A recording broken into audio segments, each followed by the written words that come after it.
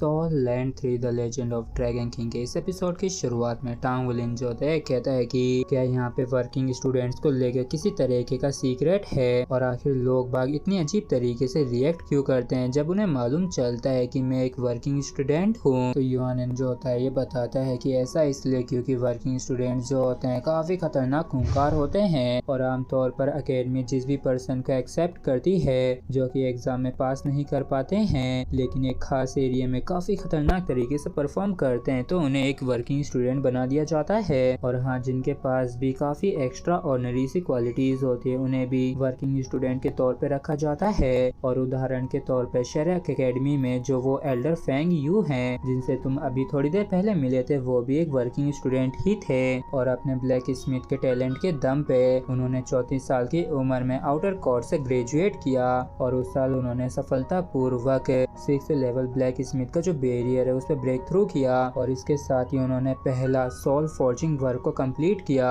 लेकिन उसी साल वो सफलता पूर्वक सोल रिफाइनिंग और 7th रैंक पे ब्रेक थ्रू कर पाए जिससे कि वो एक सेंट ब्लैक स्मिथ बन सके जिसके बाद वो 6 से 9 रिंग टाइटल रूलर बन गए। क्या तुम्हारा कोई और सवाल है? तो टांग विलिन जो होता है कहता है कि तुम वाकई में काफी स्ट्रॉन्ग हो तो आखिर तुम अभी तक इनर कोर्ट में एंटर क्यों नहीं किए और आखिर तुम कितने साल के हो? तो यूनियन जो होता है कहता है कि मैं 15 साल का हूँ। और रही बात कि आखिर मैं क्यों अभी तक इनर कोर्ट में एंटर नहीं किया तो उस बारे में मैं तुम्हें नहीं बता सकता हूँ। और हाँ, वैसे मैं एक 3rd रैंक मेका डिजाइनर हूँ तो अगर तुम्हें फ्यूचर में किसी भी तरह की डिजाइन की जरूरत पड़े तो तुम मेरे पास आ सकते हो और मैं तुम्हें एक डिस्काउंट देने के लिए भी तैयार हूँ। तो टांग विलिन जो होता है पूछता है कि फ्री में नहीं करोगे क्या? और जब ये दोनों ऐसे ही बात करते हुए जाते हैं कि तभी ग्राउंड में एक बंदा यहाँ पे देखता है जिसे देख के ये कहता है कि आखिर सामने वो बंदा कौन है। और तभी हम इस येलो हेयर वाले बंदे को देखते हैं जिसे देख के टांग विलिन की आंखें खुली की खुली रह जाती हैं क्योंकि ये वही बंदा है जिसके पास एंजल मार्शल सोल है। और इस बंदे को यहाँ पे देख के यूनियन जो होता है मुंह बनाने लगता है जबकि यूनियन को यहाँ पे देख के ये जो बंदा होता है तुरंत ही यहाँ पे आ जाता है और ये कहता है कि क्या तुम दोनों में से किसी ने लाल बालों वाली लड़की को यहाँ पे देखा है क्या?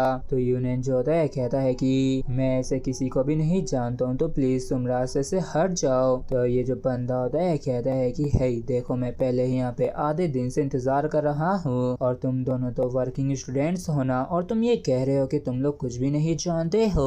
और इतना क्या कि ये इसकी टाई पकड़ने लगता है और इस चीज को देख के यूनियन को काफी गुस्सा आने लगता है और वाकई में इसकी काफी गंदी वाली सटक जाती है और ये तुरंत ही काफी तगड़ा वाला चपाट इसके थोबड़े पे मार देती है। और सपाटा खाने के बाद ये जो बंदा होता है काफी दूर जाके गिरता है और वाकई में इसको कुछ भी समझ में नहीं आता है लेकिन फिर ये उठ के खड़ा होता है भड़कते हुए कहता है कि आखिर तुमने मेरे चपाट क्यों मारा? तो यूनियन जो होता है कहता है कि ये जो एरिया है ये सिर्फ वर्किंग स्टूडेंट्स के लिए है तो प्लीज यहाँ से चले जाओ। तो ये जो बंदा होता है कहता है कि तुम एक इविल सोल मास्टर को छिपा रहे हो और तुम्हारे लिए ज्यादा बेहतर यही होगा कि तुम उसे छिपाओ नहीं। तो यूनियन जो होता है कहता है कि अकेडमी जो है वो पहले से यहाँ पे सारी चीजों को देखने के लिए, जज करने के लिए और आखिर तुम होते कौन हो ये सब कहने वाले? तो ये बंदा भी कहता है कि मैंने खुद अपनी इन आंखों से देखा है। तो यूनियन जाते हुए कहता है कि तो फिर इस चीज को प्रूव करने के बारे में कोई रास्ता निकालो। और हाँ, मैं तुम्हें एक चीज याद दिला देता हूँ कि सिर्फ वर्किंग स्टूडेंट्स ही वर्किंग स्टूडेंट और मिलिट्री में एंटर कर सकते हैं। तो अगर तुमने हमारी टेरिटरी में कदम भी रखा तो अकेडमी के रूल्स के अनुसार हमारे पास पूरा हक है कि आखिर हम तुम्हारे साथ कैसे निपटे।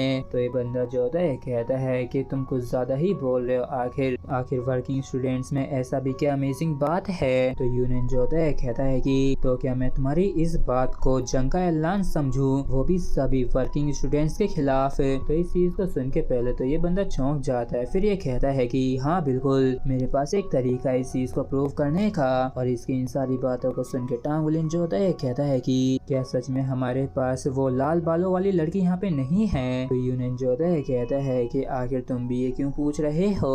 और मैं निश्चित रूप से दावे के साथ कह सकता हूँ कि उस जैसे यहाँ पे कोई भी नहीं है और जो भी हो मैं तो यहाँ से जा रहा हूँ। और इतना कह के यहाँ से जाने लगता है जबकि टांग विलिन जो होता है सोचता है कि मुझे हरदम ऐसा महसूस होता है जैसे कि ये जानबूझकर कुछ छिपा रहा है। आखिर इस बंदे का ओरिजिन क्या है और आखिर ये इनर कोर्ट में क्यों नहीं गया? और टांग विलिन के इन सभी सवालों के साथ ही हमारा फ्रेंड्स एपिसोड यहीं पे खत्म होता है। अगर आप लोगों को वीडियो अच्छा लगा तो प्लीज चैनल को सब्सक्राइब और वीडियो को लाइक करना बिल्कुल भी ना भूलें। Thank you.